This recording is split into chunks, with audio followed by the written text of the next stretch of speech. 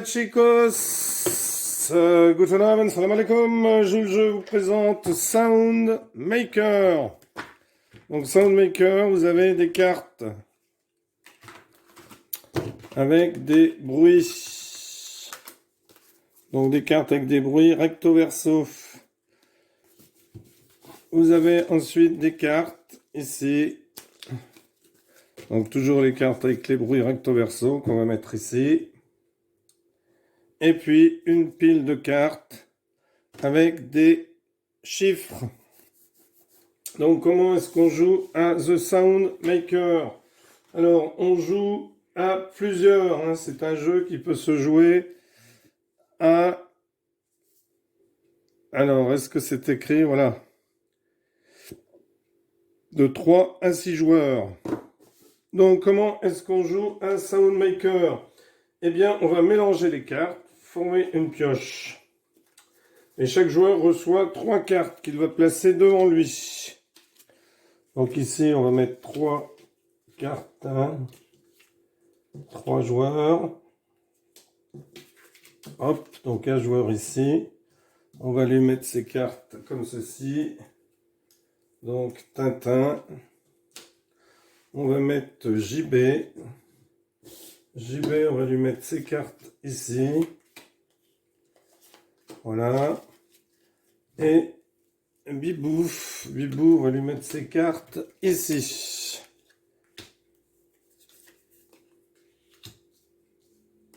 Donc, comment se joue The Sound Maker? Eh bien, c'est très simple. On mélange les cartes et on forme une pioche face cachée. Donc ici, à côté des cartes bruitage. Comment se déroule ce jeu? Eh bien, le bruiteur va tirer 4 cartes bruitage. Donc, 1, 2, 3, 4. Donc, on va mettre le tas ici pour que vous compreniez bien. Donc, le bruiteur, alors on va dire que c'est JB pour la première partie. Il va poser ses 4 cartes sur la table. Les 4 cartes ici sur la table. Voilà. Laissez un peu de place parce que les joueurs vont devoir taper avec leurs mains sur les cartes. Il va ensuite tirer une carte séquence et la regarder secrètement. Donc, il tire une carte séquence, je vais les mettre là. Il va la regarder secrètement. Donc ici, ça veut dire qu'il va falloir qu'il fasse deviner la carte avec les cacahuètes.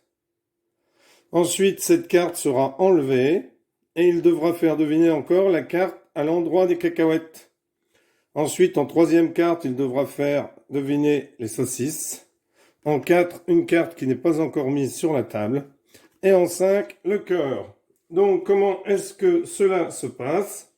Eh bien, il n'a pas le droit de mimer ni de parler.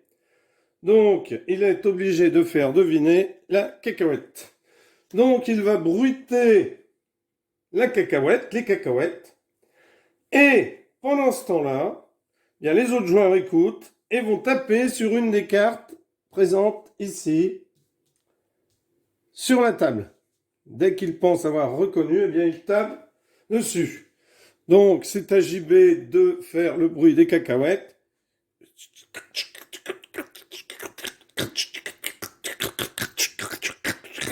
Pendant ce temps-là, eh bien, certains ont tapé. Donc, Bibou a tapé sur les cacahuètes.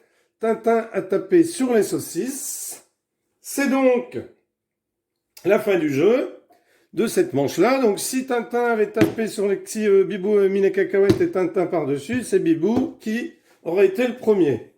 Donc, si un joueur a tapé sur la bonne carte, le bruiteur JB lui confirme que c'était bien la bonne carte et il lui donne.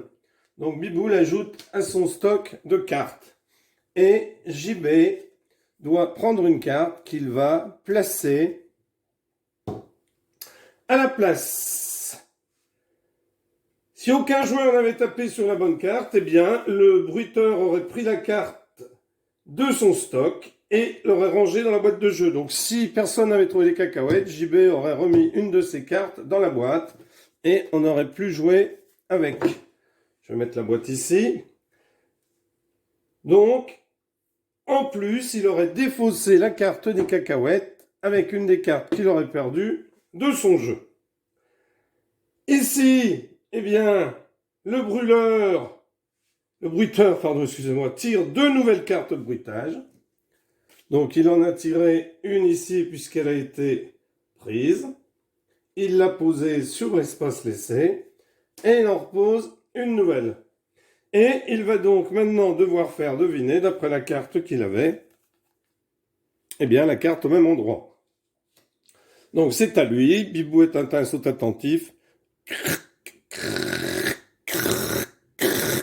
Hop, Tintin a tapé très vite ici. Bibou a tapé par-dessus. Comme c'est Tintin qui a trouvé, eh bien, JB lui donne la carte puisque Tintin a trouvé. À ce moment-là, eh bien, JB retire 2 cartes qu'il va mettre comme ceci. JB doit donc faire deviner la 3e carte, donc celle-ci, et il fait ces bruits.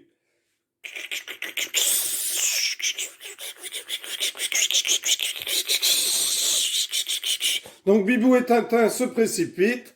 Tintin tape ceci, Bibou tape ici. Bibou a réussi, il a trouvé les saucisses. Donc JB lui donne les saucisses. Pour l'instant, aucun des deux ne s'est trompé. Et JB retire une carte qu'il met ici. Et une autre carte qu'il met ici. Il doit maintenant faire deviner donc la carte, le sandwich. Donc, c'est parti. Donc là, hop, Bibou tape ici, Tintin tape ici. Bibou avait vu plein de légumes et tout, donc il a pensé que c'était les légumes qu'on mâchait. Malheureusement, ce n'était pas ça. Tintin a réussi, donc il récupère le sandwich. Et JB retire 2 cartes. Et il doit maintenant faire trouver celle-ci.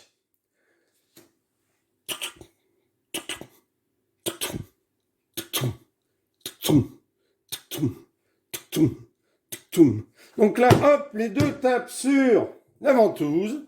Malheureusement, ce n'était pas la ventouse que JB devait faire deviner. C'était le cœur. Donc, JB n'a pas réussi, il enlève une carte de son jeu.